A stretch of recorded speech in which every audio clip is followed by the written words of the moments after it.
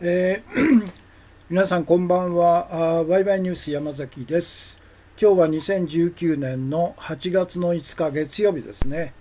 時間がまたしても大幅に遅れまして、日本時間の夜の10時25分ということで、約、2時間ぐらいですかね、遅れましたね。申し訳ありません。今日のメインテーマですけど、このコメント欄にアップしましたように、日本国民はまたしてもとんでもない極右ファシスト暴力団員を国会議員に選んだもんだという、これは NHK から国民を守る会の代表立花隆、彼のことなんですね。ということで、今日の放送ワイワイニュースライブ通算で2828回目ですね、を始めたいということで、非常に、夜遅くなりましたけど、申し訳ないですけど始めたいということで、今のところ音声も映像も順調に配信されているということですね。で、最初のお知らせですね。これは先週の、金曜日は都合により、放送をお休みにしたんですね。ですから先週は木曜日の放送が最後だったんですけど、この木曜日の放送のテーマ、これは国際投資家ジム・ロジャースの日本人への最後の警告というテーマだったんですね。これの YouTube 向けの表紙を作ってくれましたんで、これを紹介しますと。これですね。彼の顔、日本人への最後の警告という、これです。そして現時点で、すごいですね、3000名以上の方が視聴されているということで、ツイキャスで、535名様、YouTube で2566名で、全部で3101名ですね。最近は着実に、視聴者数が、特に YouTube での視聴者数が確実に伸びているということですね。そして、先週の土曜日ですね、ご案内しましたように土曜日の5時7時にライブ中継したということで、第22回目の根っこ勉強会、テーマが参議院選挙の結果とその今後の展望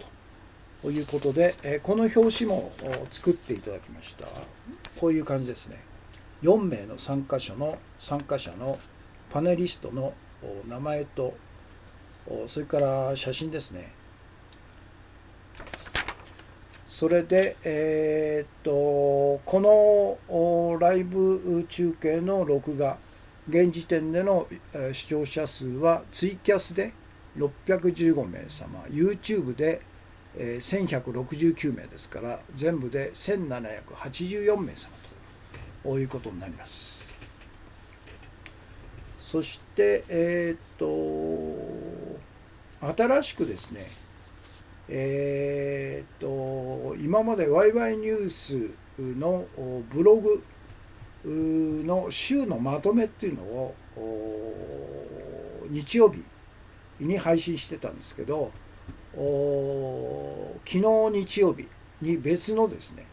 ワイワイニュースライブの週間まとめということで、月曜日から金曜までの放送のメインテーマと、それから、ツイキャスの、URS から YouTube の URS、 それからこういうふうな表紙ですね、これを一本にまとめたワイワイニュースライブ週間まとめというのを毎週出そうということで、昨日初めて、出しました。ということで、例えば先週の月曜日ですね、放送のメインテーマ、安倍晋三自公ファシスト政権の反韓国キャンペーンに加担し、世論誘導目的のすり替え記事を垂れ流す日経新聞を糾弾するとこういうテーマで、2つの URL と、それからこのあれですね、表紙ですね。で火曜日は、同じ日経に関する記事で、日経新聞の正体とは何かということで、こういう表紙もまとめの中に入れたんですね。から水曜日は、これは久しぶりの普通日語放送で、経済専門高級紙と呼ばれ、毎日230万部を発行する日本経済新聞の隠された正体とは何かということで、日本語の放送の、フランス語版ということで、このような写真もまとめの中に入れたと。そして、木曜日が今言いましたように、国際投資家ジム・ロジャース氏の日本人への最後の警告ということで、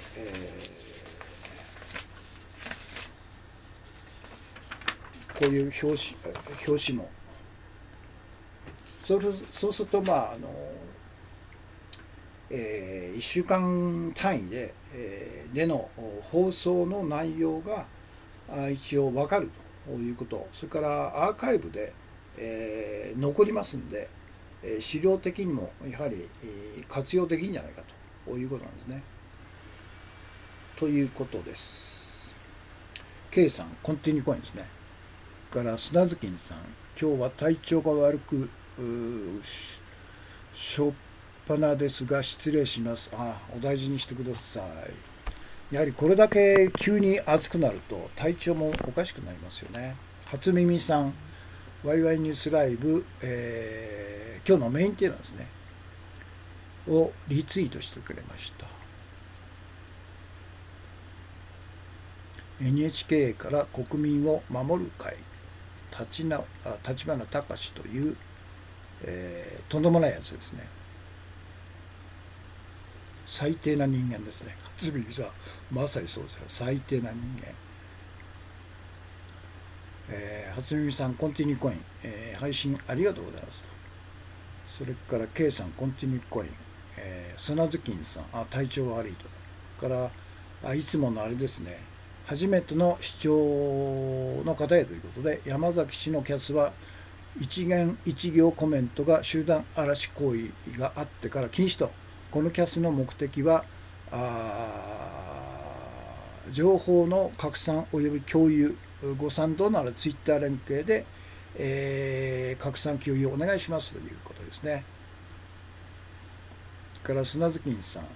は今日のメインテーマですね。リツイートです。石森さん、山崎康子氏、ワイマイニュースライブ配信スタートしましたと。石森さん、コンティニューコイン配信ありがとうございます。からメルヘン、中尾さん、お茶ですね、こんばんはと。それから今日の放送の前ですね、砂月さん、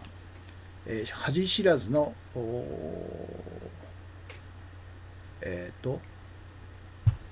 なんとか外交ですね、これ。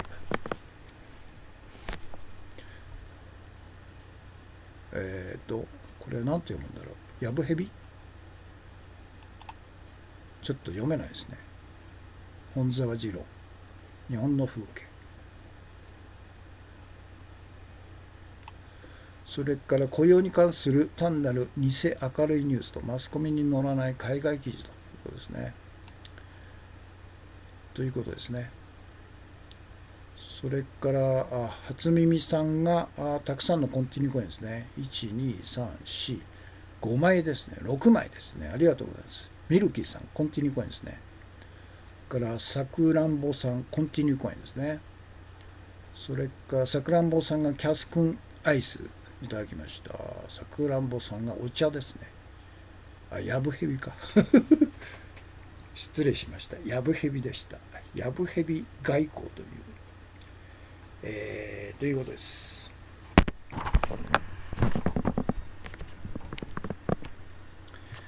ということで、今までのところをアップしますね。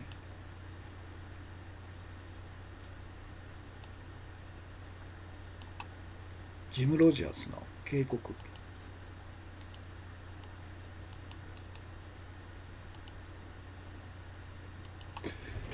彼の本が今日来たんですね。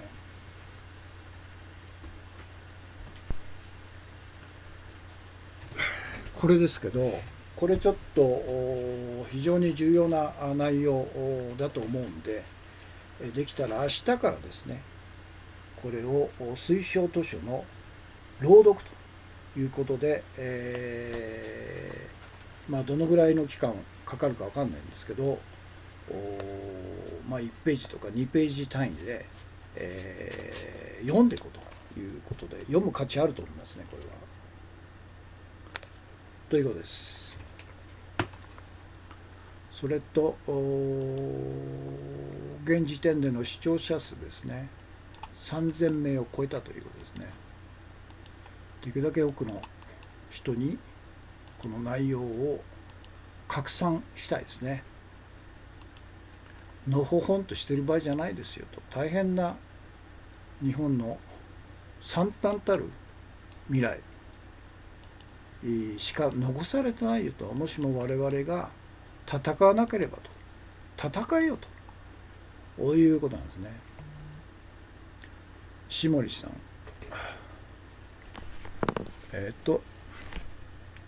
N 国や維新の台頭はその能力を買われてではなくて、彼らを現実の政治に投入して既存の政治グループと戦わせたら面白いという愉快反的な投票行動の結果なのでしょうかという。N 国 NHK に関しては完全に背後は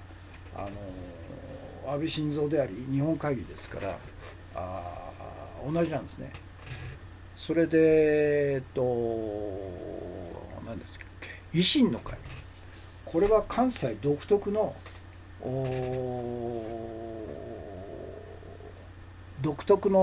なんか色合いがあって、それはお笑いでしょうね。お笑い、関西独特のお笑いテレビを中心にしたお笑いの世界で現実をごまかすと。そして、大阪気質っていうのは江戸とか東京への対抗心がすごい強いですから、東京に対する対抗心として、お笑いを武器にして、現実を茶化すと、面白くするというウェーブがかかっていると思うんですね。でも結局目的は N 国と同じですよ。安倍晋三自公ファシスト政権の別動隊として2つを登場させていくと。その背後は全く同じなんですね。日本会議、あるいは神社本庁、あるいは靖国神社等々の、戦前の大日本帝国を復活させたいと。そのためには日本国憲法改正の美名の下で、破壊すると。そして、大日本帝国憲法に差し替えちゃうという先兵として、別動隊としてこの2つの政党、改憲派ですからね、を登場させたということで、これに、加担したのがテレビを含んだ日本のマスコミでしょうね。マスコミとそれから野党が真実を伝えないから国民は簡単に世論誘導されるということでしょうね。アフターマッチさん、コンティニューコイン、土山純一さんがお茶バク10とコンティニューコインが2枚ですね。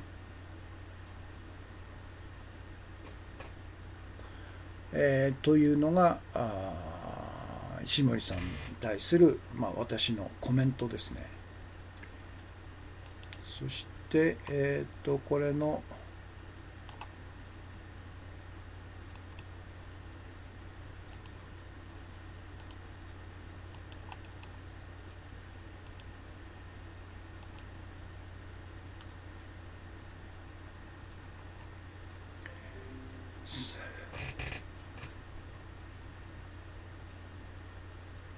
1764、これは何なんだろああ、そうですね。土曜日の、第22回目の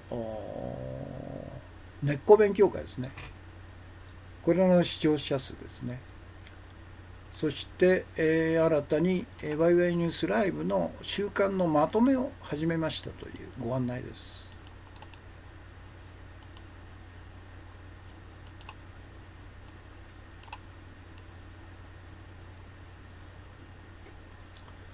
そして、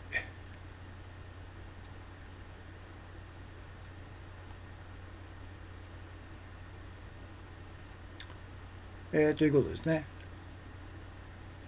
で、今日の画像ですね。今日の画像は、とんでもない NHK から国民を守る党代表立花孝志、彼が国会議員になっちゃったという写真ですね。なんか見たこともない写真ですけど、これですね。これ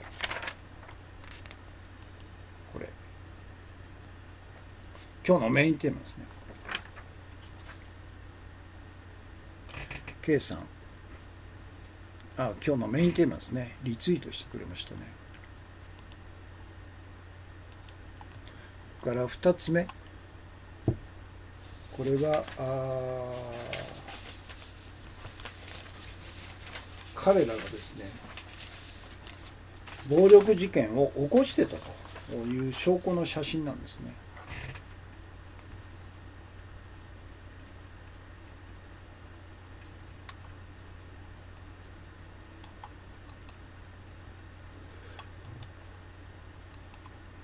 これは YouTube、今日の映像の中で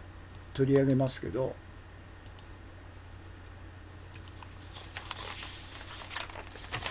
これですね。これは1年前の2018年6月10日に実施された松戸市長選挙で、N 国から候補者出したんですね。中村典子という中村典子という女性を出したんですね。でその女性が松戸駅で街頭演説するということで、市民記者が2人がですね、政権公約等々を取材しに行ったんですね。そしたらこの立花孝とからもう一人、朝霞市の市議、この2人が暴力的に介入してきたということで、これがその時の写真なんですね。で、1人が手首を回されて倒れてるんですね。だからこれは合気道を知ってるんじゃないですか。こいつが朝霞市議なんですよ。大橋昭信というとんでもない暴力市議なんですね。で背中写ってる太った人間が立花孝で、彼ももう一人の市民、記者の手首を握ってるんですね。でこれがYouTube の映像から撮ったキャプションで、彼は左手で市民記者の手首を握りながら右手で、なんか映像を回しているという彼なんですよ。当時は葛飾の区議だったんですね。でもう一人3人いるんですよね。もう一人は分かんないですけど、この3人がもうこれほどの明白な暴力行為を行っていたということで、この真ん中の倒れてる市民、ジャーナリスト、市民記者は肋骨を折ったというほどの重傷ですよね。でなぜかこのことが事件にならないと。1年前ですから。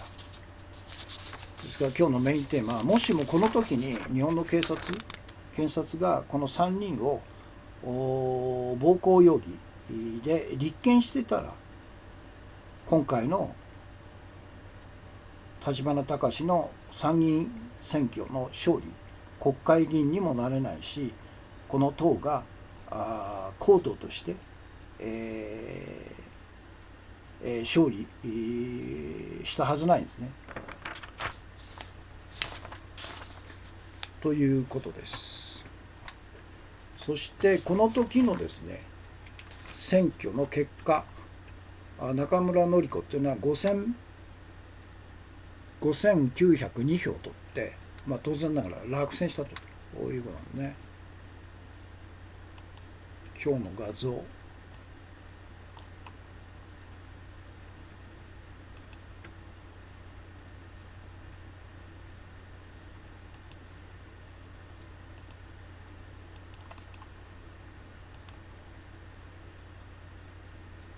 大橋。ちょっと彼の YouTube からの画像がちょっと印刷できてないんですね。そして結果ですね。要するに今日のメインテーマの中で全文転載しますけど、ブログの記事によりますとですね、この中村典子っていうのは立花孝の愛人だということで、政治的な知識も何もないということで、それでも5000票取ってるっていうんですね。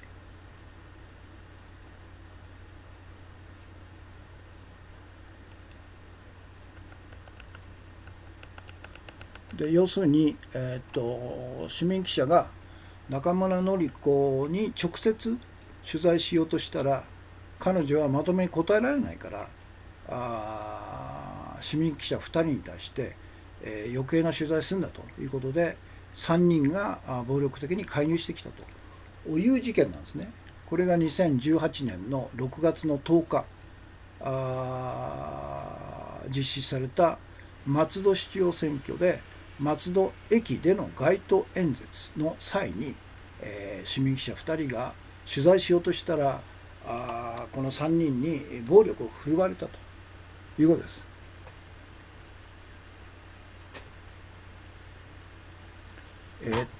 ヘチさん、そうそう、その大橋、彼の姿、変な嫌がらせ動画がツイッターで出回ってるという、すごいもうヤクザそのものですよね。ものすごい剣幕で怒鳴り合ってるんですね、これ。そうですね。で、その映像ですけど、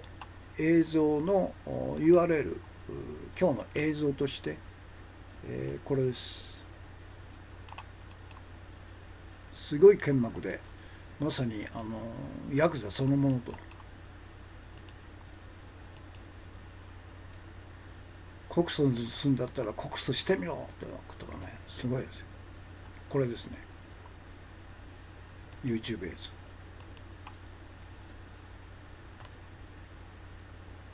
そして3枚目。そうか。そして変な画像が出てきちゃったんですけど、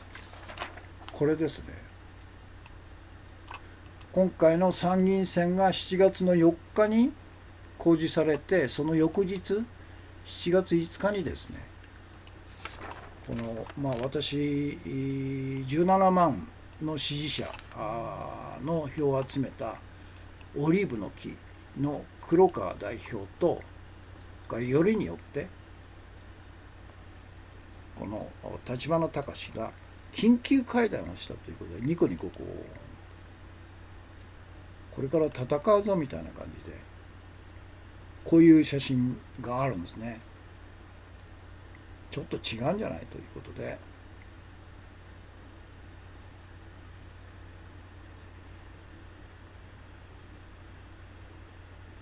N 国、徹底的に節操なしかこれほど節操ない人物も珍しいですよね。まさにヒットラー並みでしょうね。で、この通常だったらありえないようなツーショットに対して私のコメント。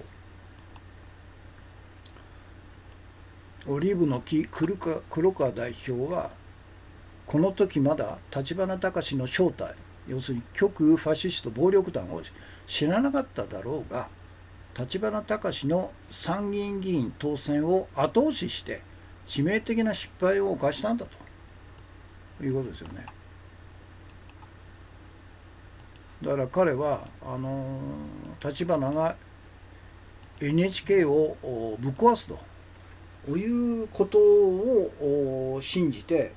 共闘できるんじゃないかという甘い考えを持ってたんですよね。だからこういうふうになっちゃうんですね。でも分かりますよね、この立花が一体何者かと。だってこれほどの悪性をもう7年、もう繰り返してる安倍晋三自公ファシスト政権に対しては、安倍晋三内閣をぶっ壊すとは一言も言わないと。たかだか NHK の、NHK をぶっ壊すという安倍晋三自公ファシスト政権の悪性悪行と比べたらもう微々たるもんですよ、 NHK の悪行悪性なんていうのは。で NHK だけを叩いて安倍晋三を叩かないという、それだけ見てもうさんくさいっていうのはすぐ分かるんですよね。だから黒川さんはそれが分かんないんで、反 NHK だから共闘できるんじゃないかという全く認識不足によってこのような緊急対談みたいなバカなことをやったんですね。ということですね。K さん、私も見ましたよということですね。だからこれあれですよ、できるだけ多くの人に情報拡散してください。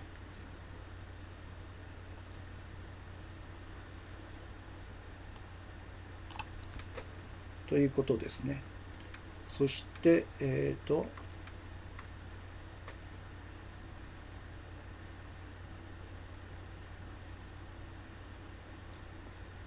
いうことか。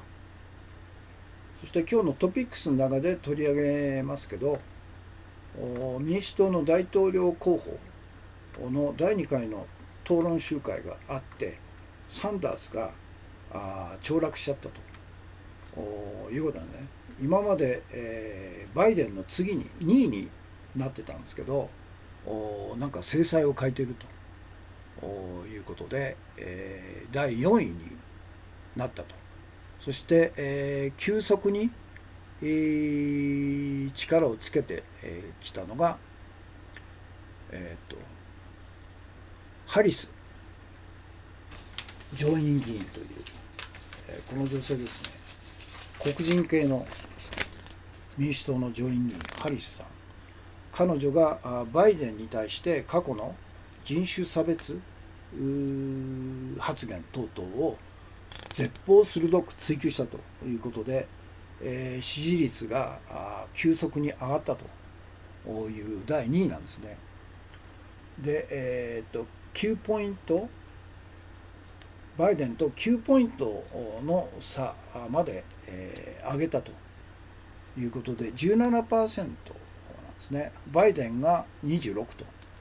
いうことで、次に3位がウォーレンという上院議員70歳、15% ですね。彼女も左派として、支持率を上昇させたと。3位だ。サンダースは77歳、4ポイント減の14となったということで、ですからバイデンが26、次にハリス上院議員、彼女いくつかな、まだ若いんですね。44ぐらいじゃないですか。54だ、54、ハリス54。そして、次に左派のウォーレン上院議員、これが15、そして、2位だったサンダースが4ポイント落として14という、でもまあ 1% とか 2% 差なんで、これからあれですね、こういう討論会が続いて、どんどん脱落者が出てくるという、非常にまあ面白いですよね、こうアメリカの大統領選挙候補者の討論会っていうのは。何でしたっけ。そうですね。ということです。今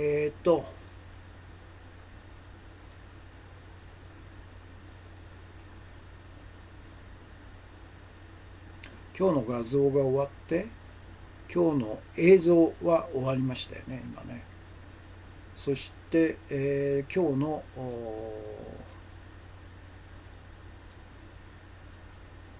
注目情報だ。これは在米のジャーナリスト飯塚真紀子さんという人の記事なんですね。これはヤフーニュースに載ってたんですけど、できるだけ多くのメキシコ人を撃ちたかったと。米テキサス州銃乱射ヘイトクライムが米30都市で増加という、これはあれですよ、人種差別発言を繰り返す、ヘイトスピーチを繰り返す、い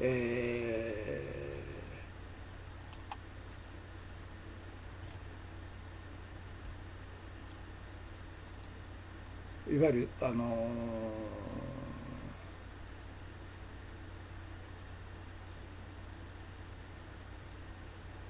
あれですよね、今の政治的な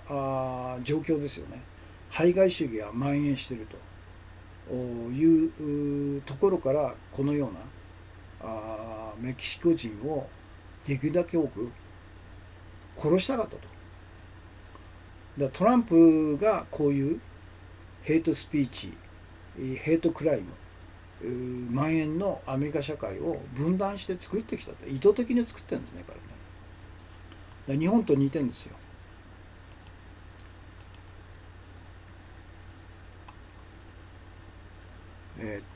できるだけこれ、そうですね。これ長い記事ですね。なかなか的確な記事なんで URL を貼り付けますので、ぜひお読みください。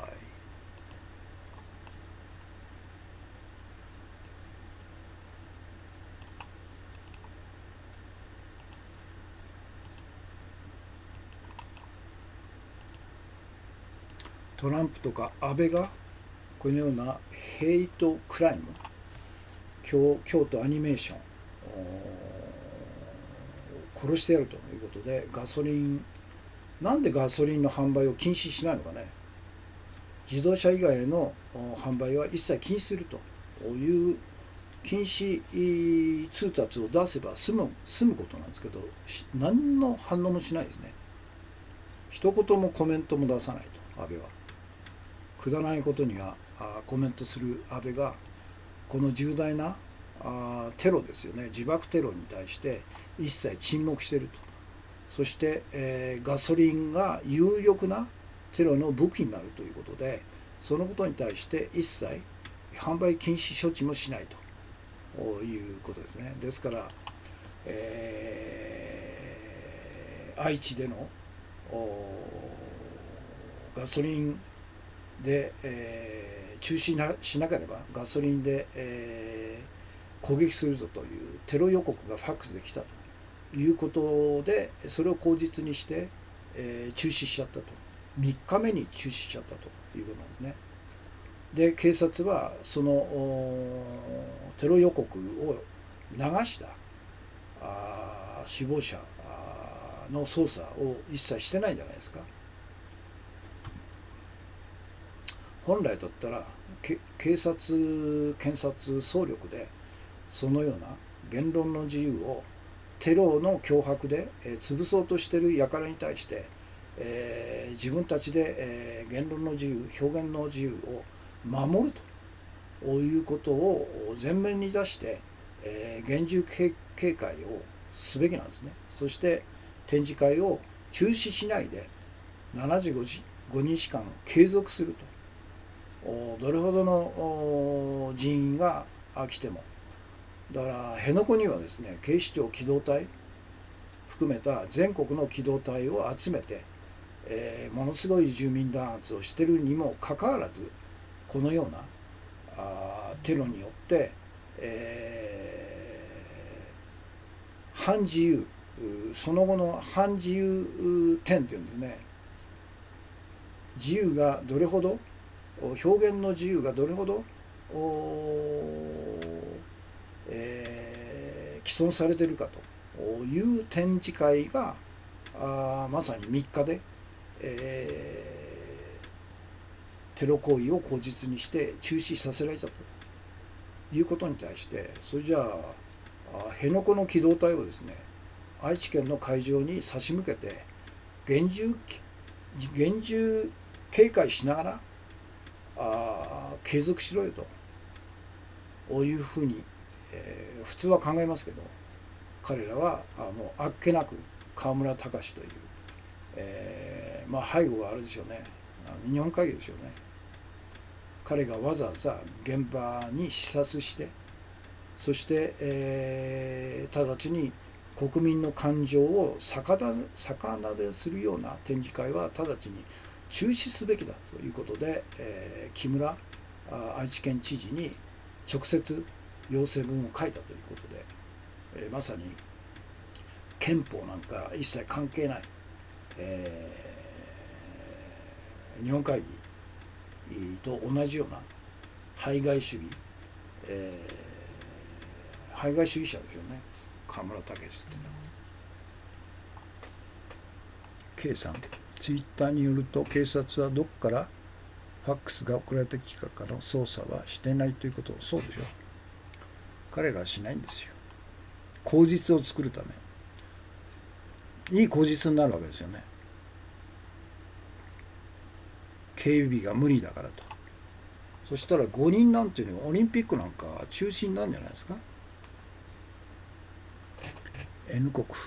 立花隆と緊急対談と古川さん彼も脇が甘いよね。ということです。何でしたっけ。今日の注目情報ですね。そして今日のメインテーマですね。日本国民はまたしてもとんでもない極右ファシスト暴力団員を国会議員に選んだもんだということですね。で NHK から国民を守ると立花隆代表は NHK をぶっ壊すと盛んに叫んでいるが、 NHK と比べて数万倍もの権力犯罪と悪政を繰り返す安倍晋三政権をぶち返すとは決して言わないと。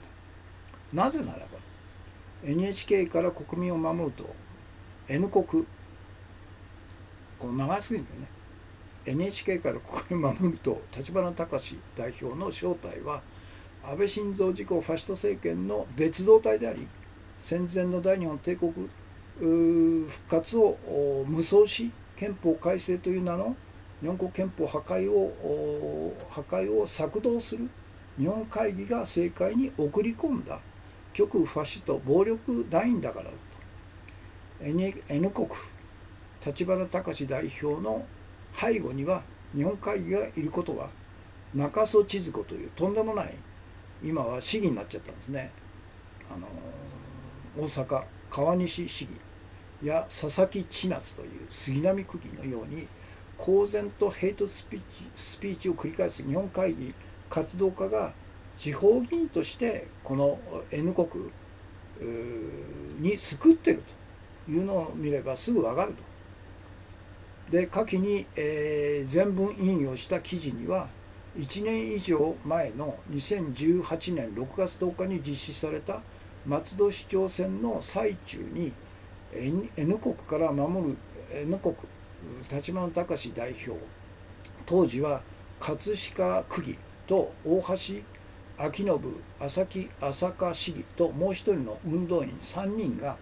中村典子候補に取材しようとした市民記者2人に対して暴力事件を起こした経緯が詳細に書かれていると。でしかし日本の検察は暴力事件を起こした3人を逮捕も起訴もせずうやむやにしたと。もしその時日本の検察が暴力事件を起こした N 国の3人を逮捕・起訴していれば、今回の立花孝の参議院選当選と N 国の勝利は決してなかったということですね。それではなぜ日本の検察は N 国立花孝幹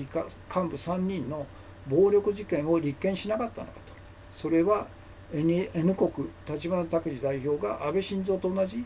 日本会議人脈であるからと。日本の検察は市民記者2人に対する暴行事件の映像、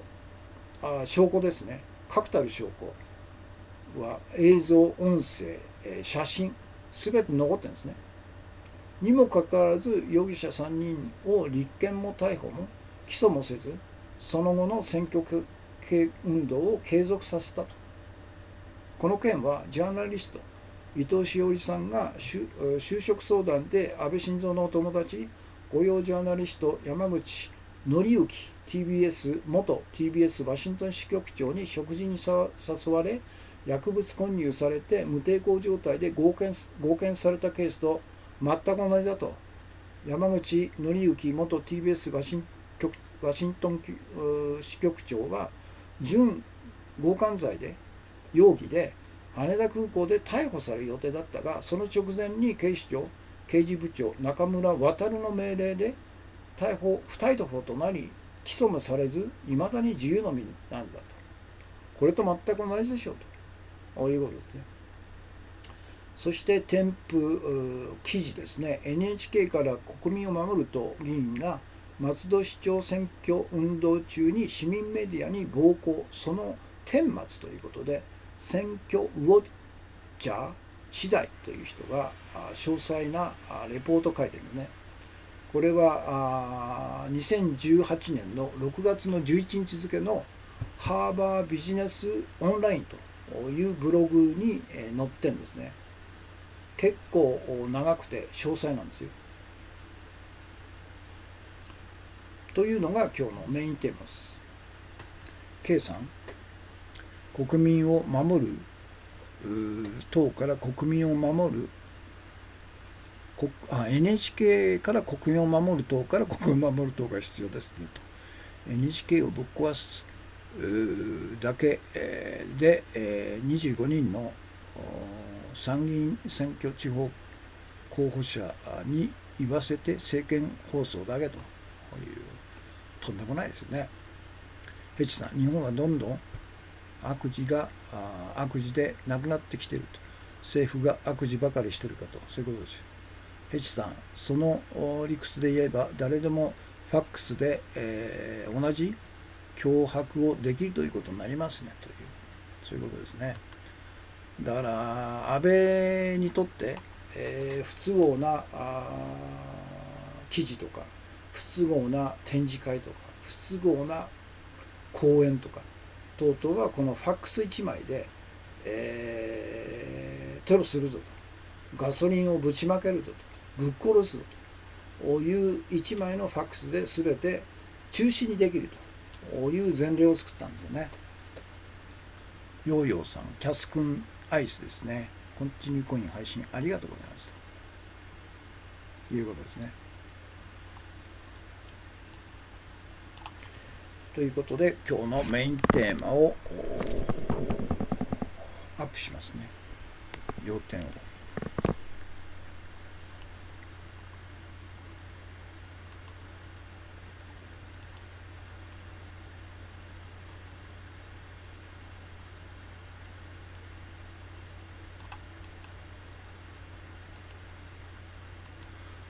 とんでもない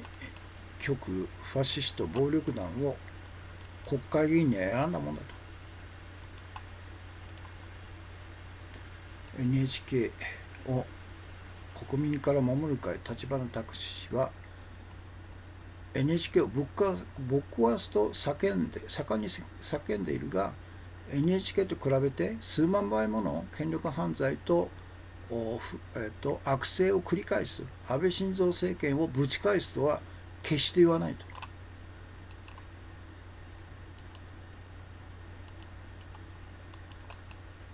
なぜかと。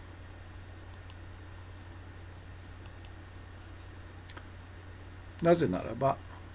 N 国立花孝代表の正体は安倍晋三事後ファシスト政権の別動隊であり、戦前の大日本帝国の復活を無双し、憲法改正という名の日本国憲法破壊を策動するか。ここで一旦切りますね。別動隊だから保護するわけですよ。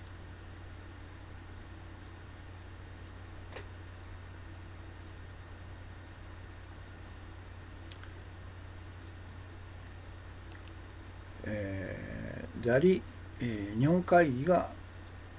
政界に送り込んだ極右ファシスト暴力団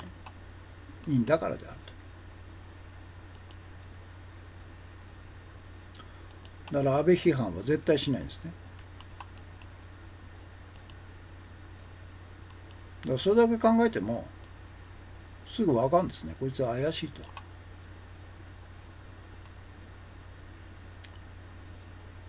吉行さんがこれはあれですね、国会に送り込んだんだと、別動隊だということですね。吉行さん、お茶バク転配信ありがとうね。よろしくお願いしますと。はい。これ N 国立花孝の背後に日本会議がいることは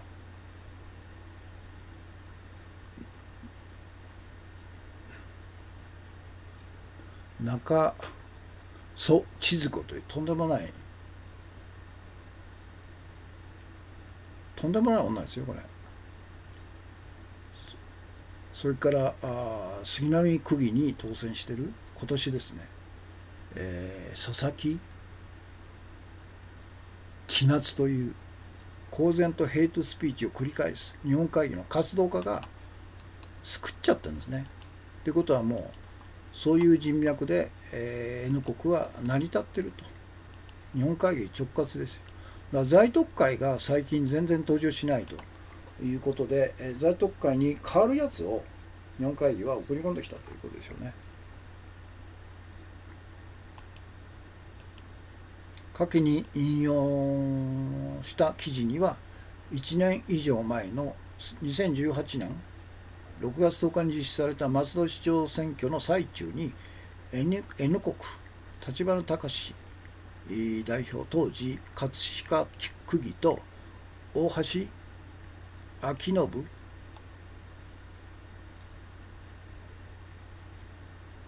朝木市議ともう一人の運動員3人が市民記者2人に暴行しているというその経過が詳細に書かれ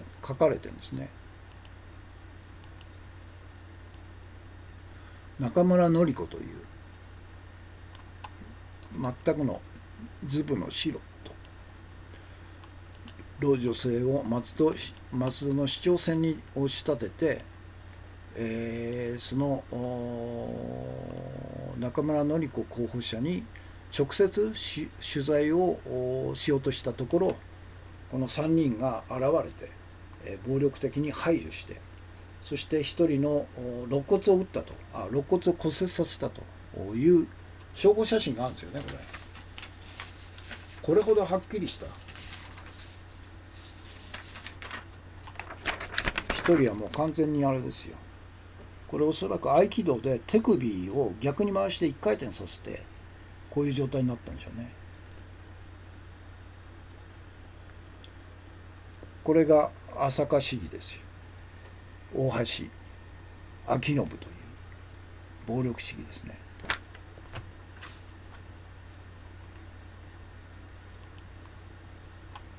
しかし日本の警察検察は暴力事件を起こした3人を起訴も逮捕もせずうやむやにしちゃったと。1年前ですよ。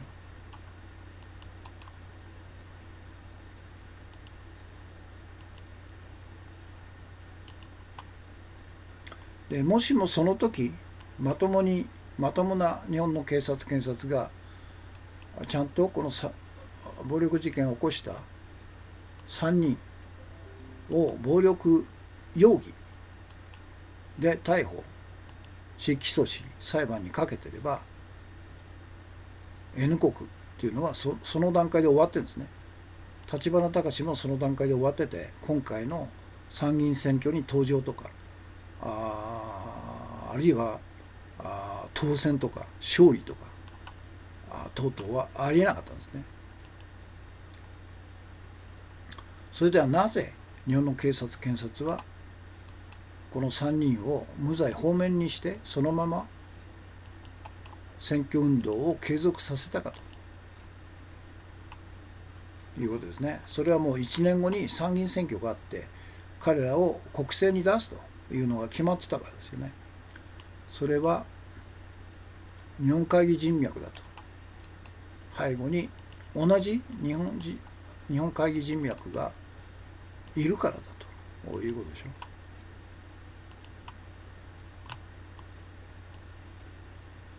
う。日本の検察は市民記者2人に対する暴行事件の証拠映像と音声と写真すべてが残ってにもかかわらず容疑者3人を立件逮捕起訴もしないと、そのまま選挙運動を継続させたということですよね。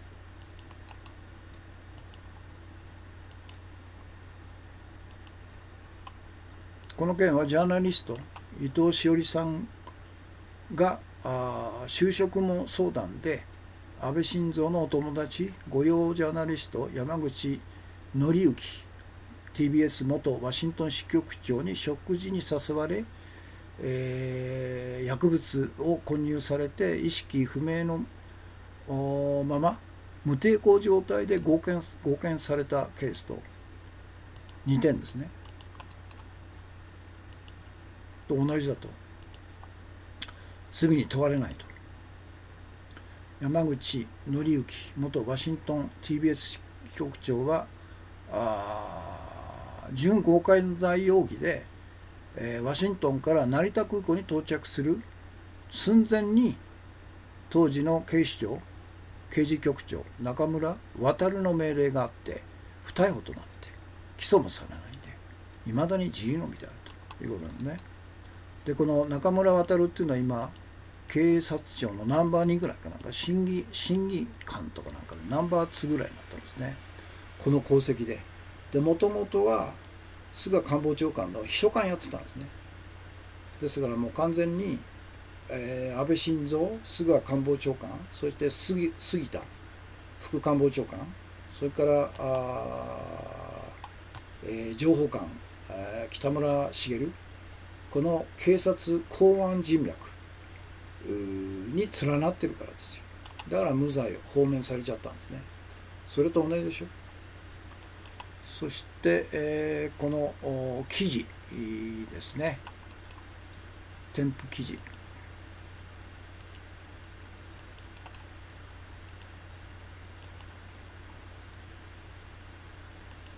こういうことがあったっていうのは私知らなかったんですね、不覚にも。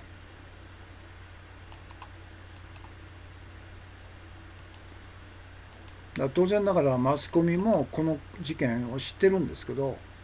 全然書かないですね。ということです。まあどっちにしても N 国っていうのはそう長くは持たないですよ。せいぜい半年ぐらいでしょ。ろくでもないところですからね。ということで今日のメインテーマはこういうことです。本当正体を見破る力っていうのを我々は一人一人身につけないと簡単に騙されると。いう世の中、恐ろしい世の中になってるんですね。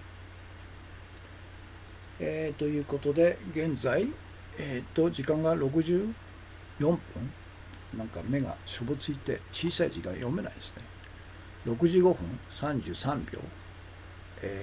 視聴者の方が同時で49名様、全体で121名様、コメント52件ですね。今日のトピックスですね。これ、安倍首相予告された悪材料が次々と経済報復の長期化で逆風の可能性ということは半魚ですね。まさにそうですよ。逆風しか吹かないと、今後。バカな安倍は。で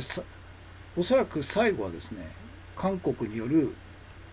東京オリンピックボイコットまで行くでしょうね。そして単に韓国だけじゃなくて、韓国に同調する国が現れて、あまりにもちょっと東京オリンピックは問題が多すぎると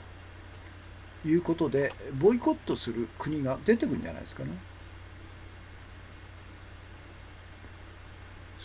そこまで韓国はやるよということを安倍は想像できてないんでしょうね。あいつはバカだから、想像力が欠けてるから。あれ、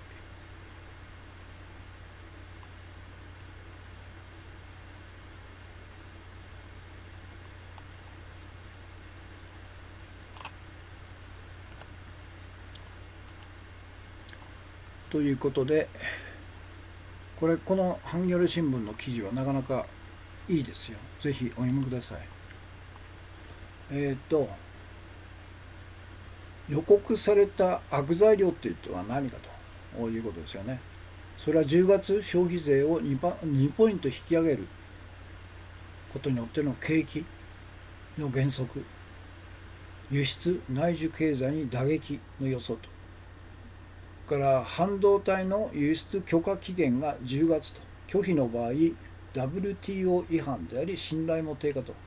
時間が経つにつれ日本企業にも打撃と、日本の財界や世論の態度も変わるだろうということなんですね。そして最後のとどめは 2020年東京オリンピックのボイコットというところまで行くでしょうね。だから我々もボイコットすべきなんですよ。3兆、おそらく4兆円近い国民の税金をたった何ヶ月あれ1ヶ月のために浪費するというバカなことをやってるんですね。から2番目、まさに表現の不自由と暴力で封殺するな、現地で抗議もということで朝日新聞デジタルですね。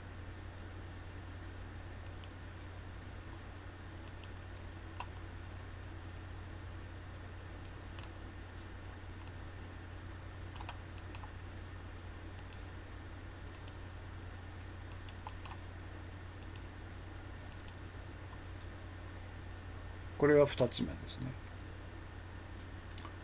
で3つ目が、それにもかかわらず釜山市民の真の友情を伝えに来たと、今年もともに通信使行列を行ったということで、これ毎年どこだっけ、対馬で行われている通信使の共同行事を韓国側から50名、日本側から250人が参加して、交流し合ったということで、これですよね。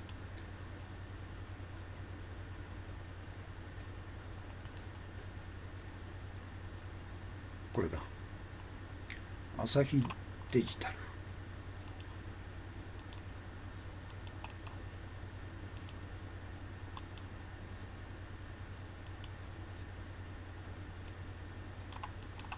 対馬の観光業がすでにもう打撃を受け始めてるんですね。韓国からの観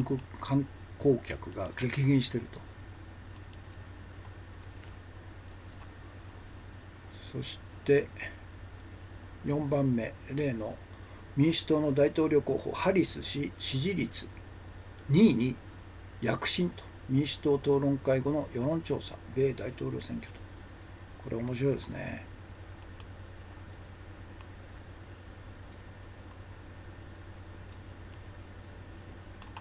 トランプを絶対打倒しないととんでもない第三次世界大戦になりますよ。第三次世界大戦ということは戦術核を使うという戦争ですからね。から懲戒請求の男性弁護士に謝罪、ただの差別と気がついたということで、これは日本会議なんかが背後でですね、いわゆる朝鮮学校への補助金支出を批判する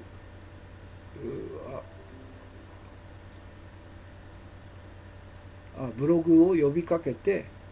全国の弁護士会に大量の懲戒請求が寄せられた問題ということで、対象とされた弁護士2人が請求を業務妨害だとして請求者712人を相手に横浜地裁に提訴したということなんね。だこれはもう完全に日本会議が背後にいて、弁護士、要するに朝鮮学校への補助金はおかしいと、補助金停止はおかしいと批判的な弁護士に対して懲戒請求を大量に仕掛けたんですね。でこの弁護士2人は712人のいわゆる提訴者、政界弁護士会への懲戒請求に賛同した712人を相手にとって、提訴したということですね。でそのうちの一人の男性が記者会見に弁護士とともに登場して、ただの差別とようやく気がついたということで、マスクをして、黒眼鏡サングラスかけて、帽子をして正体がバレないようにしてますけど、要するにこういう人がほとんどなんですね。だから在特会ですよ。在特会日本会議ですよ、これ組織したのが。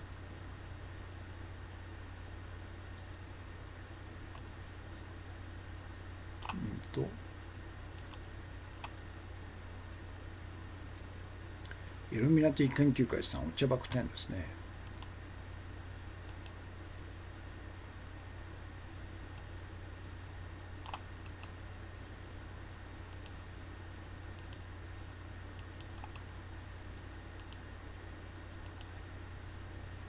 だからこれを仕掛けた日本会議の幹部連中を特定して、裁判にかけないといけないんですね。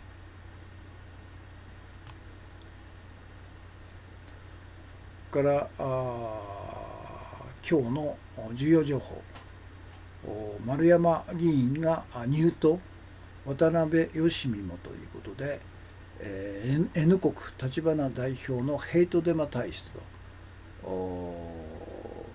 NGT 山口真帆に対する性的中傷デマ動画まで、拡散ということで、これリテラですね。リテラの7月の29日付、これ N 国立花のファシスト、極右ファシストの正体を鋭く追求している記事なんですね。だからマスコミは一切批判的には書かないでしょ。特に選挙中は。なんか NHK に対する強力な批判者だという立場でしか報道しないから、その正体を知らないで、N 国が何かやってくれんじゃないかという誤った先入観を持って、20万票いくら200万票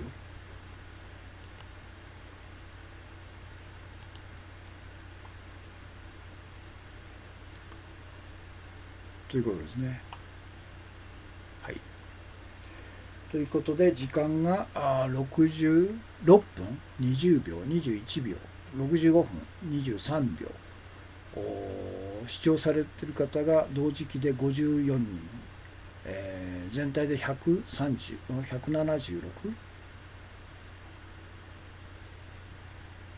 138か。コメントが60以下ということですね。ということで現在日本時間で、夜の23時30分11時30分ということで、非常に遅れましたね。申し訳ありませんね。たくさんのコメントとたくさんのコンティニューコインとたくさんのギフトですね、いただきましてありがとうございました。ということで、大変お疲れでした。今日の月曜日の放送はこれで終わりです。ということで明日火曜日、できるだけ、9時前後に始めたいといつも言ってますけど、もしよろしければ合流してくださいということですね。で明日からこれの朗読を始めますということで、です。今回表現の自由へ権力介入した河村名古屋市長を憲法違反だと真っ当な批判した大村県知事のもとに今朝もガソリンを向いているという脅迫メールがまた来たの。で犯人を捕まえろって言うんだよ、警察。何やってんのということでしょ。それとガソリンの車以外の販売は即禁止というふうに政令を出せばいいんですよね。なんでしないの。お疲れ様でした。K さん、根っこが一緒ですと。全部つながってるということですね。猫太郎さん、ありがとうございましたということで、お疲れ様でした。今日の放送、これで終わりです。よろしければまた明日合流していただきたいということで、今日の放送はこれで終わりにします。お疲れ様でした。